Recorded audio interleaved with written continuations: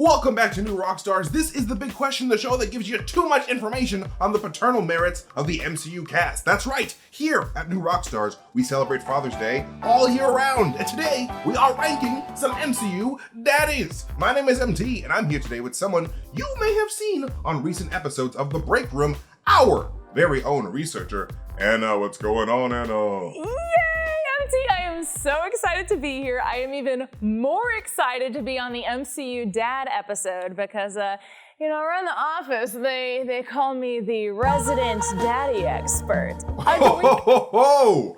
Well, I mean, do they actually call you that? I mean... No one calls me that. No one calls me. We can start if you want, but start the petition. Please sign the petition, yes. Please. Well, we just missed Father's Day this year, but it got me thinking about all the dads in the MCU, be it biological, adoptive, or otherwise. And there are some really great paternal figures in the movies, but there are also some really, really bad ones, which leads us to this week's big question: who is the worst daddy in the Marvel Cinematic Universe? Ooh. Now, MT, there are so many dads in the MCU. So many daddies. So I feel like we've got to narrow the scope just a little bit and rate maybe the worst 10? Yeah, I think that's good. I agree with that. And to make it quantifiable, we're going to do a point system. So I've decided on 6 categories that I feel represent what qualities a good dad should have. And those are love for their kids, like do they actually love their kids, treatment of their kids, how do they treat their offspring, and involvement with their kids, how involved they were in all their kids' lives, their emotional availability, how receptive and open they are to their children's emotions. And we also have dependability. Could their kids rely on them to be there when they needed it? And finally, we have role model potential. Dad jokes isn't a category? I wish I thought of that, but I'm not too sure about that one. I'm not too sure about that one. I'm Anna. Very nice. I wish you were my dad, Anna. I wish you were my father. Let's sign the papers. Let's sign the papers today. All right, but anyways, we're gonna rate each contestant 1 to 5 in each of these categories, and whoever has the lowest number at the end will be deemed our worst daddy of the day. I've abandoned my child! And also, a note at the top, we're not taking the comics into consideration here because, it's the movies only. There's just too many bad dads in the comics, so let's just stick to the MCU, all right? All right, let's do it. I'm ready. MT, do you have any papas you want to start out with? Yeah, because we got to start off with one of the main Avengers dads who we were told right off the bat wasn't the best dad at all, Howard Stark, the original daddy of the MCU. Howard Stark, as we all know, is Tony Stark's dad, and while he has already passed away by the time we meet Tony Stark, it's clear that his father left a pretty big impact on him, and not necessarily in a good way. In Iron Man 2, Tony describes his dad as cold and calculating, and says his dad's happiest day was when he shipped Tony off to boarding school. This is not very cool. And later on in the movie, we get glimpses into Howard Stark's life where he's entirely focused on his work, has an implicit drinking problem, and interacts with young Tony with a callous disposition. He is, however, told by his mother that his dad misses him when he's gone, and Tony later discovers footage of his father saying that he's doing all of this work for him and that Tony is his greatest creation. But is it a little bit too late to rack up those good dad points? Ugh, fluff, I don't know. I mean, all bark, no bite does not a healthy child make. And yeah. All love bark, no love bite? Forget it. Let's drop it. Let's drop love? It. Let's okay, all right. Let's move right along to the first category. Okay, how are we feeling about love for kid? I think that Howard Stark genuinely did love Tony. I mean, he just didn't know how to express it, like my father. Whoops! He says that everything he built for Tony, and he believed in Tony enough to be certain that Tony was the only person in the world who could take over his life work of building this new element. I would agree, but I would take a point off because referring to your child as a creation when you're an inventor is just a little weird. Does he love him as a son or as a prodigy? That's a good question. Very much. I do feel like Geppetto vibes. It's like, all right, you're my greatest puppet creation, my wooden boy, Tony. Big time. Father, I'm a real boy. I want to go off and explore. What is that? I love that voice in the new Pinocchio. Love it. My God. All right, so let's take a point off and call it a 4. So how he felt on the inside aside, how about treatment of kid, Anna? I'd give him a 2 for that one. I mean, Tony did say that his dad never said he loved him or even that he liked him. And in fact, we get a flashback to when Tony is younger and he, begrudgingly maybe, but he says, I love you, and his dad doesn't say anything back. Like, not even goodbye as he left for another one of his many trips that made him completely absent from Tony's life. So, like, he gets a point for not killing him, which is a low bar, but to be fair, for some of the dads we'll be looking at, we gotta take it into consideration, so. Yeah, I think that's fair. I feel like 1 point for not killing your kid is more than fair, because a lot of dads don't get that point. Let's be real. But for involvement, I would also give that a 2, because like you said, he has always taken trips, and that made him a pretty absent dad. And enrolled Tony in boarding school, which made him even less involved. And he was at least around here and there, though, which is sort of good. Yeah, what about emotional availability? I would give that a 25. Just kidding, no. Oh, a 1. Very Straight generous. Up. Straight up Okay. cold. He was a straight up cold father. Howard Stark was just more all about his science and his nerd stuff than being a good, caring father who wants to throw baseballs with his son.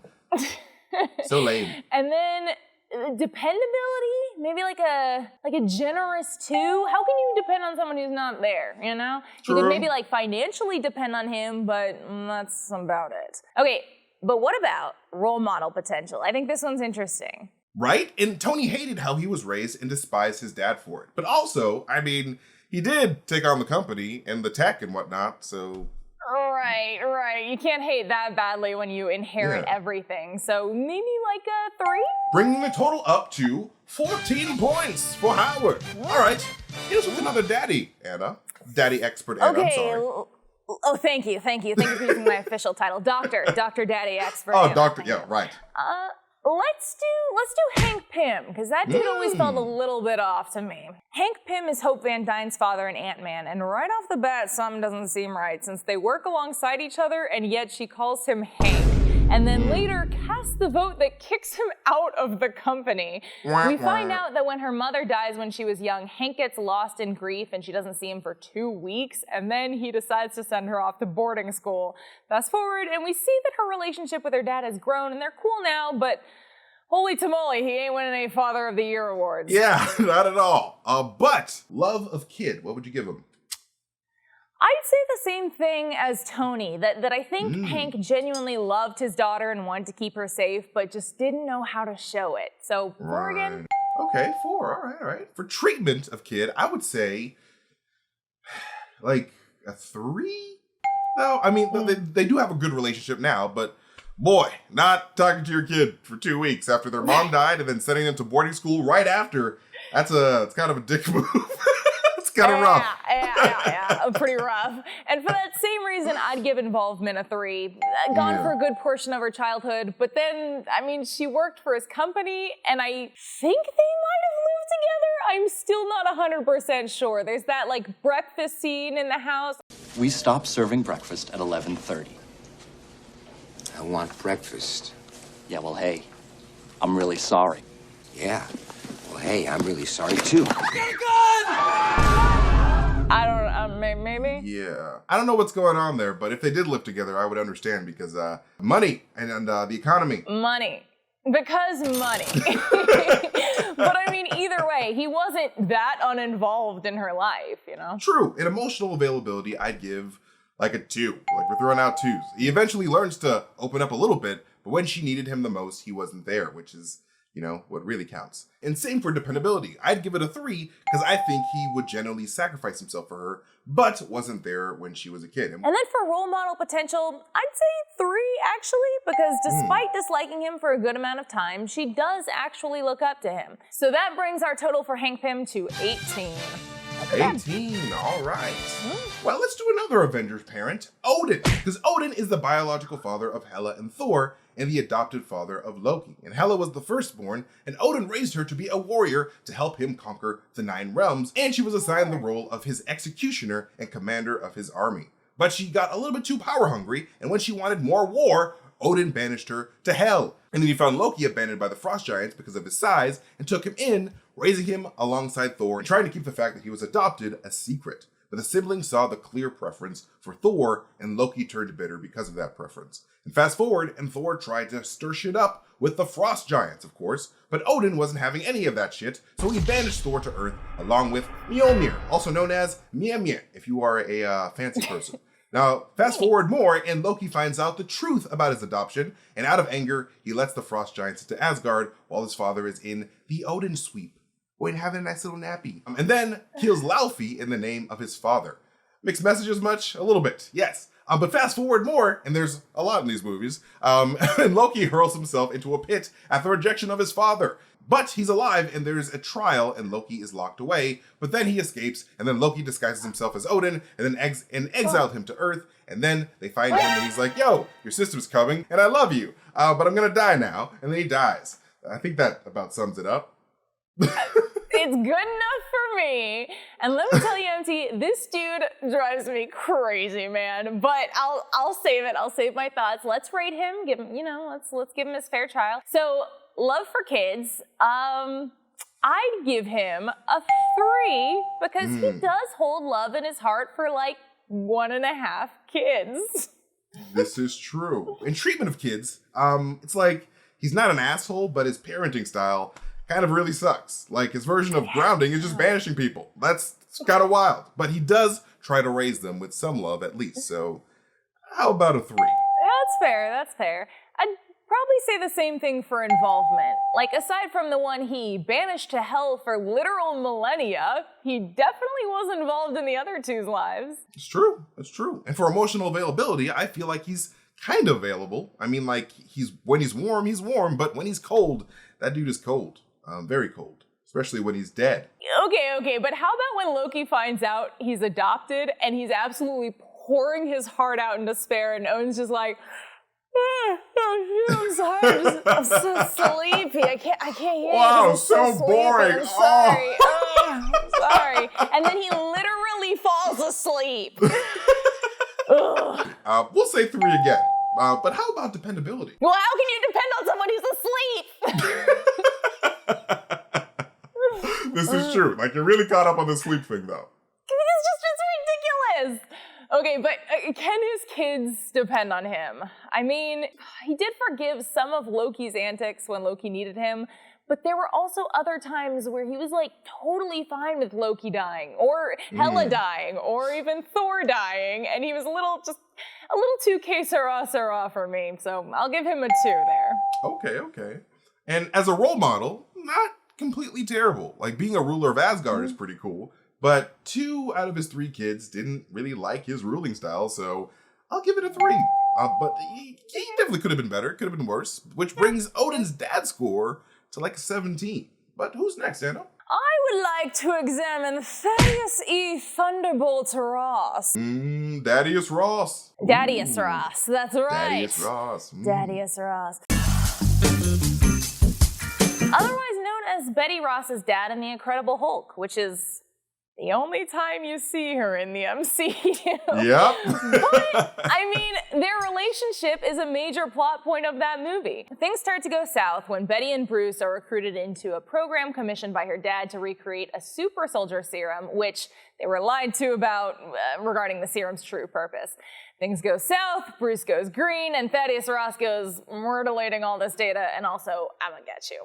And then dedicated his entire life's mission to capturing Bruce Banner, which is obviously a problem for Betty because, "Daddy, I love him." And all of this ends in her telling him not to speak to her as his daughter ever again. So, love for kid? Where do we jump in? I mean, I hate to continue the trend, but I'm going to have to give him a 4 because, like, I think he loves her and generally tries to make the effort. He's just he's just a hard ass. He's a military dad. Yeah, and honestly, like, I think 4 for treatment of kid too, because sure, he was cold and uncaring towards her boys, but like, she's fine. She's fine. She's totally fine. She turned out great. She's She's a genius. Fine. She's a genius that just likes dating bad boys. Everyone has their bad boy phase. It's fine. Everyone's got their phase. It's a phase. Involvement is kind of weird because it's not like we get to see her childhood after her mom died in the movie, but there has to be some reason that she feels distant enough to refer to him as General instead of dad. So like, maybe like a 3? That's fair. I'd probably say the same for emotional availability too, because honestly, there were moments where I feel like he's very willing to have a fair conversation, but also he outright admits that his duties supersede his personal feelings in the movie. So 3. Yeah, I would say 3 is pretty fair. Dependability though, I'd have to give him a 2, because the only thing she's super passionate about is protecting Bruce, and he doesn't really give a about that. He's the kind of dude to be like, you can have anything you want, kitten. And she's like, anything? And he's like, anything, kitten. And she's like, how about you don't kidnap my boyfriend, father? And he's like, absolutely not. 100%.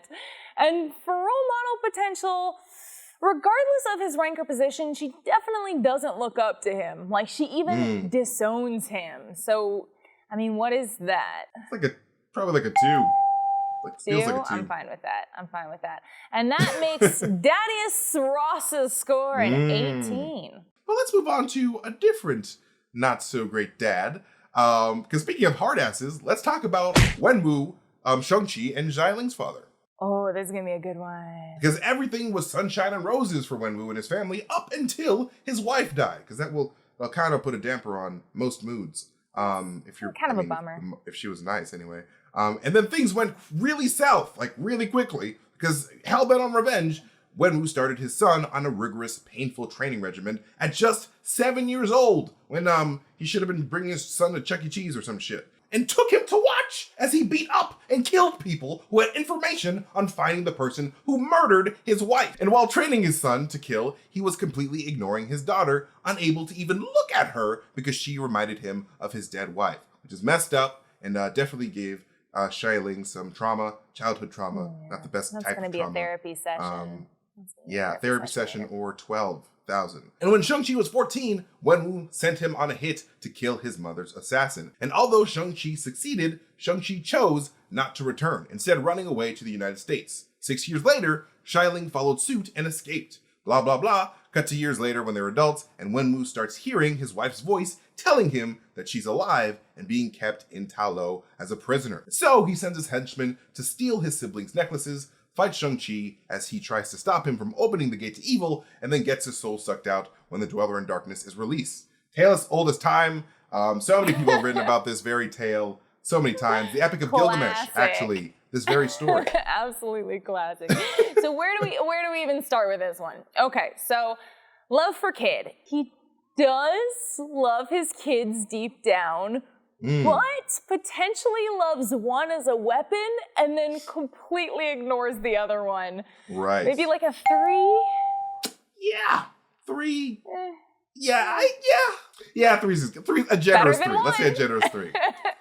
Generous 3.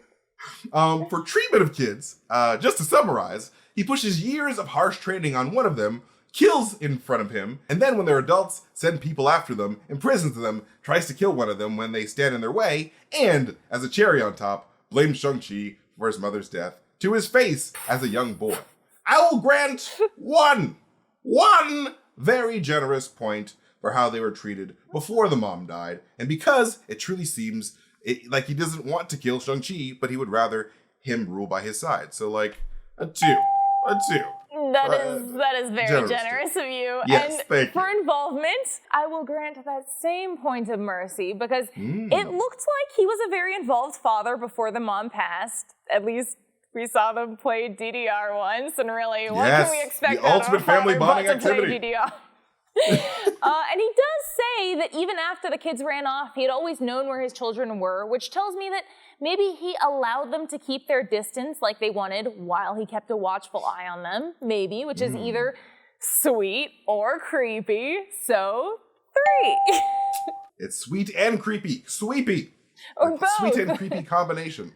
Sweepy. Like Odin. Very sweepy. That was very sweepy. But for emotional availability, I think we can all agree is a 1. He completely shut that side down with his kids once his wife died. So yeah, he was not available at all. Definitely. Dependability, I'll give a 2, because he gets 1 point for finally deciding to give all the rings to Shang-Chi. Maybe a little too late. It's like, come on, man, right as he's dying. But still, he did make the decision. And that was probably the one dependable thing that he did. And then role model potential would be like a 2, because Shang-Chi didn't want to be like his dad at all. He did, however, have to use both his father and mother's fighting styles that he learned from both of them to win in the end. And his father's teachings did have an importance of some sort. So, which would make Wenwu's total score a 13. 13? Yeah, 13. Okay. Yes, before we do our last 5 daddies, be sure to head to Rockstarsmerch.com to grab our latest obsession shirt, Cosmic Daydream. This shirt, inspired by the Miss Marvel series, is limited edition and won't last long. And when you buy this latest obsession shirt, you unlock the opportunity to get a custom shout out on Inside Marvel, our Miss Marvel after show, hosted by Eric Voss and me, MT, the man with the dimples. So check out all of our awesome merch options over at newrockstarsmerch.com. Yeah, get one for your dad. Hey, get one for a dad. Get one in the name of dads. In the name of dads. Dads. And where would dads be without their kids? Like, do you know a kid who has a dad? Just buy a shirt for that. Just buy a shirt for your dad. I want to do a kind of controversial parental figure, and that is Yondu Udonta. So as we know from Guardians of the Galaxy, Yondu was given orders to kidnap Peter Quill as a child, but when he found out that turning him over would mean Peter's death, he decided to keep him, in turn raising him to be a Ravager. Now, it's no secret that growing up he would constantly tease Peter and tell him that his shipmates wanted to eat him, which scared Peter quite a bit, understandably, and eventually led to him leaving the Ravagers. However, Yondu hunted him down when he obtained an orb that Yondu and his crew wanted, and when he caught up to him, Yondu beat him up for betraying him and almost killed him before being convinced by Peter and Gamora to turn his sights on a greater treasure. Fast forward to Guardians 2, and Yondu and his crew are helping the Guardians of the Galaxy fight Ego, and Yondu ultimately sacrifices himself by saving Peter's life by giving him his flight suit and thereby suffocating and freezing to death. Tale as old as time. And I will now let MT say the line that he's been dying to say. Go for it. He may have been your father, boy, but it wasn't your daddy. Oh my God, am I Michael Rooker? I think I am. That's perfectly delivered. I couldn't even tell the difference. We might get a copyright strike for that. I don't know. So some people think he's the best dad a guy could have, and some people think he's pretty bad. What do we think? Well, we gotta look at the numbers, because love for kid, I would say that's like at least a 4. I mean, I think he did love Peter, and he saved his life, but like more than once, in fact. But he got a little bit too close to killing him when he caught him in the first movie. So like he was literally like mid-whistle, but like he was literally about to kill him. One strong whistle, that kid was dead. You can give him some points for not killing him, but when a dad almost kills his son, you gotta look twice at it. You gotta be like, okay, all right. I'm gonna bump treatment right down to a 3 though, because he might have brought him into the family, but he also picked on him, roughed him up, scared him, and did a pretty bad job of showing him any sort of warmth. What about involvement, though? Involvement. I mean, he raised him for sure, but also he was raised to steal. So a bit of a questionable upbringing. So I'll still give it a 4. Okay, emotional availability, though. Yeah, that's true. I mean, he had a really tough exterior and criticized Peter for being a softie, for having feelings. Which, how dare you, as a man, have feelings? That kind of toxic masculinity gets a 2 for me. Because men should be able to express their feelings. Preach, MT, preach! So, for dependability, while he did try to kill him once, this dude not only kept him alive as a child and took him under his wing, but he made the ultimate sacrifice and died for him. That's as dependable as it gets. So I think that deserves a 4. I totally agree. But gotta admit though, as a role model, he's probably not the best, seeing as he stole, kidnapped, and ravaged in general. Just general ravaging. Not a good role model thing. But at Yondu's funeral, Peter did say that Yondu had what he idolized in David Hasselhoff as a kid. And that was going on kick-ass adventures, hooking up with hot women, and fighting robots. So that's gotta be worth a point. So bumping that up to a 2, because that's just great role model potential when you're kicking robots and hooking up with hot women. All that stuff. I mean, my dad does it. No, he's very respectful towards women. I love you, Dad. I'm sorry. Scratch it. So that gives Yondu an official score of 19, which is, that's not bad at all, actually. Not bad at all. Anna, I feel like we gotta address a big purple elephant in the room. No, we gotta do it. Told you I would never speak to him again. He knows what he did. Oh, okay. Does he owe you money? That's jeez. But no, there's one MCU bad dad that I feel like most people think of when they hear this prompt. Is it Thanos?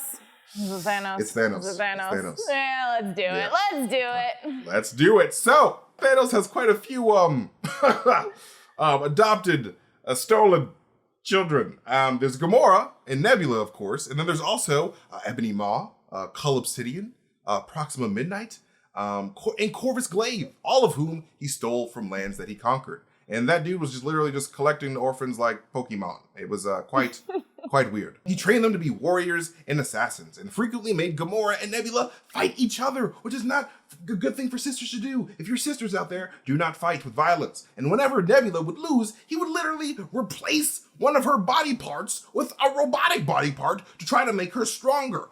Instead of giving her encouragement or anything, he was just like, all right, this arm is just not good enough. Let's give her a stronger arm, you dummy. Yeah, you know, MT, that's why I'm so weak. It's because my dad never replaced my body parts when I lost a fight. Man, dads need to step their game up these days, you know? It's like, if you're not replacing your kids' body parts, what are you doing as a father? What are you doing? I mean, what are we doing here? SMH, come on, man. Well, Gamora was the first to openly hate Thanos. Eventually, both sisters turned against him and fought against him and their other siblings. And fast forward to Avengers Infinity War, and Thanos, in an attempt to force Gamora to tell him the location of the Soul Stone on Vormir, tortures Nebula in front of her. So Gamora gives in, and then they go to the location of the Soul Stone on Vormir, only to throw Gamora off of a freaking cliff when he's told in order to get the Soul Stone, he must sacrifice someone he loves. So, is this potentially the MCU's worst father, Anna? Well, okay, so love for kid, I can't exactly give a 1 because he did love Gamora, otherwise he wouldn't have gotten the stone when he sacrificed her. But the other 5 kids, I don't think he gave a rat's ass about. So I'll give it a 2. You know what? Yeah, I think a 2 is fair because he definitely did love Gamora, as we saw. He proved it by getting that pebble. But regardless of how he felt, though, he definitely gets a 1 for how he treated them. Because he even killed Gamora, who he supposedly loved. And I don't think throwing someone off a cliff is a love language. Like, it's been a while since I've read the love language book. But, you know, I only saw 5. And, but, you know, they're always adding new languages every day. So maybe throwing someone off a cliff is just a way to tell someone you love them. Throw your dad off a cliff next Father's Day. Next Father's Day, you know what to do. Get a Groupon. Get a group. But yes, combine that with all the torture and killing of their families. Like, I don't think you could give them a score higher than a 1 here. That'd be kind of Agreed. For involvement, I'll say a 3 because while he was involved in their lives all growing up, most of that was making them fight and kill. So, you know, not exactly taking them to swimming practice. What do you mean that's the same thing as swimming practice, Anna? That's the same thing. I went to the wrong camp growing up. I went to Camp Hunger Games, and I'd honestly give Thanos a 3 for emotional availability, because while I do feel like he'd hear them out on whatever you wanted to talk about, he even chooses to sit on the ground instead of the throne after Gamora says that she always headed the throne in Infinity War. I don't think that you could convince him to say, not kill half the people in the universe with any number of tears. He was pretty dead set on doing that. He would not listen to his... Gamora tried that. And dependability definitely gets a 1. Did we mention he replaced Nebula's body parts and tortured her? Like, is it possible to rely on a guy like that? No. He shows time and time again that his plans come first, and he expects his kids to put those plans above all else too. Boo! Ooh! Ooh, got him! Got him! Oh, got him! I booed him! Like, He's gonna watch this video. He's gonna feel disrespected. But as far as being a role model goes, it kind of depends on the perspective. Like, Gamora and Nebula both ended up hating him, and while you could argue that his other kids, along with Gamora when she was younger, strived to make him proud, a big part of that was probably due to fear, brainwashing, or just straight up Stockholm Syndrome. So he gets a 2. Which brings Thanos to a 12, which is the lowest so far, but is he the worst dad we can think of? I want to talk about my personal least favorite, General Dreykov. Oh, this piece of shit. I fucking hate this man. He was her dad, right? Yeah, he was technically a dad. Yeah, hard to believe, but yeah. Dreykov was Antonia Dreykov, aka Taskmaster's father. Dreykov was in charge of the Red Room, the Soviet training program that turned young women into weapons. He was the one that bought Natasha Romanoff from her family and then had her mom assassinated when she went looking for Natasha. But this isn't about his relationship with Natasha, but with Antonia. And oddly enough, Dreykov never put Antonia through the Red Room growing up. He allowed her to live a relatively normal life, going to school, and even having a pretty close relationship with her dad. Things changed, however, when Black Widow and Hawkeye, in an assassination attempt, detonated a bomb in Dreykov's office where Antonia was visiting. Although they both survived, Antonia's face was disfigured, and to keep her alive, Dreykov put a chip in the back of her neck that allowed him complete control over her. And after that, he did put her through the Red Room and turned her into an assassin that could mimic people's fighting styles. From then on, although she was by his side as an assassin, he treated her lukewarm at best, talking about her as if she's not there and even calling her difficult to look at. When she's finally freed from her mind control by Natasha, her first words are, "Is he gone?" Chilling. Yo, that dude was a piece of shit. I fucking hate Dreykov. Why'd you make him so terrible, Marvel? It's bad. It's so bad. Literally, I cannot stand Dreykov. That dude straight up sucks. But for love of kid, the fact that he didn't want to put her in the Red Room before the accident is probably a good indicator that there was some type of genuine love there that seemingly almost completely disappeared after the accident when she got more ugly. What the f was that about, Dreykov, you piece of shit? Like, are you just, you're not, like, you were totally fine before. I'm not going to put you in the Red Room, but now that you're ugly, I don't care if you die. What is wrong with you? It's like a reverse ugly duckling sort of situation. Yikes. It's like the ugly duckling gets spy training. I would read that book. First of all, I would read that book. I really would too. That'd be amazing. But some of the things he says and does might have a reason to them. Like maybe she's difficult to look at because he's pained remembering the accident, sort of like Wenwu was pained to look at Xialing, because Xialing reminded him of his dead wife. But either way, he gets a 3 maximum, and that's pretty generous. Go to hell, Dreykov. I hope you're burning there as we speak. The end. I'll agree with that. But, I mean, the treatment's got to be a 1. He barely acknowledges her as a person, and considering her first words when she regains consciousness are, "Is he gone?" Like, dear God, that speaks volumes. Plus, he was constantly berating and abusing women in front of her and just talking shit about females in general. Ugh. No, 1. I feel like involvement, though, it's got to be like a 3, like Thanos got, because it's sort of the same deal here. He kept her alive by his side all growing up, but also turned her into this mindless assassin for most of her life. So sort of just basically using his kid as a tool like Thanos did. Right. And it's a 1 for emotional availability. Like, you think you can talk to this man? Bro, I don't know what you're talking about. When I had my first high school crush, I went straight to Dreykov, and he was like, "Hey, how strong is this crush? Well, would she like to join the Red Room?" And I was like, "No, Dreykov, what's wrong with you?" I don't think that's a good heart-to-heart, MT. I hate to break it to you. Yeah, it didn't go well. And dependability is also a 1. He already has literally put her in the line of fire by making her his bodyguard. He is more than happy to run and leave her behind when he is in danger. Dad of the year. And for role model potential, he's still a 1. Who wants to grow up to kidnap girls, give them hysterectomies, and make them killers? This guy is the worst. The worst. And ugly. So ugly. The score does seem to reflect this because Dreykov's score is a staggering 10. I would love to give him a negative 10. I award you no points, and may God have mercy on your soul. Well, we have to play fair. We have to be impartial judges, MT. Yes. But I need a Unlike palate cleanser after that one. Hit me with a palate cleanser, please. All right, I've got a dad that most people love to hate, and that is Alexei Shostakov. In Black Widow, we learn that Alexei Shostakov, the first Soviet-Russian super soldier, is sent undercover to act as an American family alongside his surrogate wife, Melina Vostokov, and his 2 surrogate daughters, Natasha Romanoff and Yelena Belova. Why can Yelena have the off? Like, they had a whole off theme going. Vostokov, Romanoff, Shostakov. Hey, you did great with those names, though, gotta say. Yes, really good. And they lived a seemingly normal life in Ohio for 3 years before S.H.I.E.L.D. agents found them and they had to flee. Gotta go fast! And at this point, Alexei and Melina were working for the Red Room, and Natasha had been through it once, but Yelena had not. And the 3 years that Yelena had spent with her surrogate family was real to her.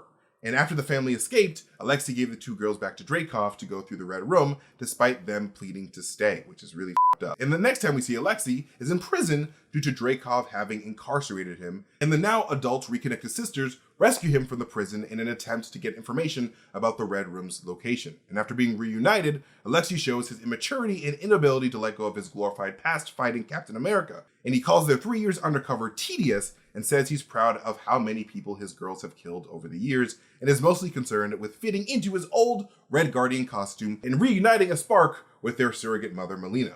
And he teams up with them to take down the Red Room, and afterwards, the relationship seems to be on the mend as they part ways again. So this dude is definitely goofy, but is he a bad parent? Well, looking at love for kid, there's definitely some level of love there. But how much love can he really have for two people he was assigned to spend 3 years with, you know? True. And he was definitely thinking more of himself than his daughters over the years, so I'm gonna give him a 3. But what about treatment of kids? It's a mixed bag. I think he was probably a pretty good dad in those 3 years and was able to connect with Yelena later on by singing her favorite song. But also, I wouldn't say handing them over to the Red Room and then piecing out was the coolest thing a dad could do in the world. Not cool at all. Plus, there was that general selfish pigheadedness that he showed them when they rescued him. But he did help them fight in the end, so I'd say that's another 3. Yeah, for involvement, I'd say maybe a 2 though, because 3 out of 30-something years isn't a great ratio. And he was even kind of mentally checked out during those 3 years since he really stressed how boring those years were, which is so harsh. Sort of like Odin being bored when Loki was complaining to him. He was like, oh my god. Alexei wishes he could go into the Odin sleep for those 3 years, I'll tell you what. But yes, emotional availability gets a 4, though, because he does have that heart-to-heart with the Yelena when she's upset. But also, he definitely seems like the type to make a joke out of everything or bring it back to himself and his amazing fights with Captain America. Valid. For dependability, I mean, can you really depend on this guy to save your life or even like to take your clothes out of the dryer when they're done? He pulls through for the girls in the end, so for that I'll give him a 3, but like, I wouldn't ask him to look after my cat. I don't even have a cat, but I still wouldn't ask him, so there. That's true. And then as a role model, this dude's got to be like a 2. I mean, the girls are already better role models than him. So I would hope that they would aspire to be more than a sloppy dude who was super obsessed with himself and worked for the Red Room. There's better things that you could be in life. And that brings Alexei Shostakov to a 17. I gotta give it to him though. At least he brings some good comedic relief, you know? Yes. So funny. I cannot wait to see him again. He's like one of my favorite new MCU characters. I would love to see him again, absolutely. Yes. Now, MT, we have one more slot, and I think I know exactly who it should go to.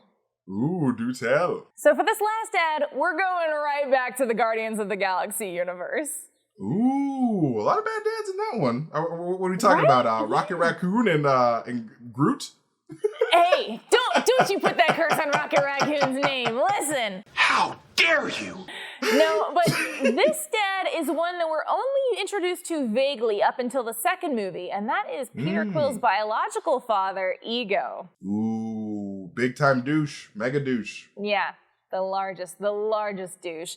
So Yes. Ego is a celestial who turned himself into a living planet and then created an avatar of himself in order to spread his seeds across the galaxy to create extensions of himself, thereby Just like causing Nick mass Cannon. extinction. No! The one and only Ryan Reynolds asked me to help us all celebrate with the mother of all cocktails, the vasectomy. Lord knows I need one. I'm gonna have a breakdown. So he wanted to basically spread the extensions of himself, thereby causing mass extinction to all living beings aside from himself. Hashtag just dad things. So he'd go from planet to planet impregnating people and then peacing out, instructing Yondu to collect these kids and bring them to him later. However, every kid except Peter lacked the celestial DNA, so he killed them. When he heard that Peter held an Infinity Stone and didn't die, he was like, oh, family reunion time, and went out to find him. He finds him, gains his trust, discloses his plan for Peter to help him take over existence, puts him in a trance, and then reveals that he was the one who put the tumor in Peter's mom's brain. Woof. This causes Peter to snap out of it and turn on Ego, so Ego sends a giant blue energy tentacle stabbing through Peter's chest, tells him he's gonna spend the next 1,000 years as a battery, and breaks his favorite Walkman. So, let's rate! Rate! Yes! I'd say love of kids is probably a 1, since he killed off thousands of his children when they didn't meet his standards. But even worse, he broke Peter's Walkman. No, unacceptable. So that definitely gives him a 1. He basically only cared about what Peter could do for him and not Peter, the person himself. Right. For treatment of kids, I'll throw on a single point, considering it's, as you specified, treatment of alive kids. And up until he tried to turn Peter into a battery, he's somewhat chill. But the killing of his mom and breaking the Walkman and attempted murder were not cool. So, 2. Yeah, generally not cool things to do to your kid or to anyone. Don't do that. But involvement gets a big old 1, considering that he wasn't part of Peter's life at all until he had something that Ego wanted. So, yeah. Yep, and I'd say emotional availability is a 1 too, because after all, the only person he started genuinely getting close with, he gave a brain tumor because he was having too many feelings. I can't have those feelings. Totally terrible. Those feelings, they comes back around. They always come back around.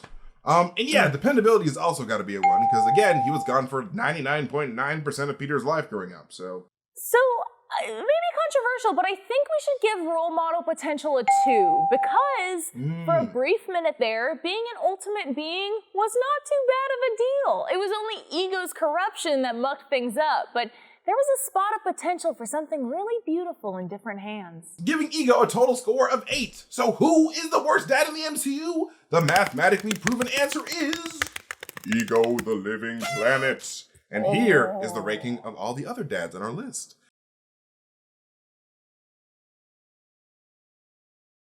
Hello, this is Alexa the editor. I'm briefly interrupting to add Bucky to the dad list. I know, he ain't a dad, but I can make him one.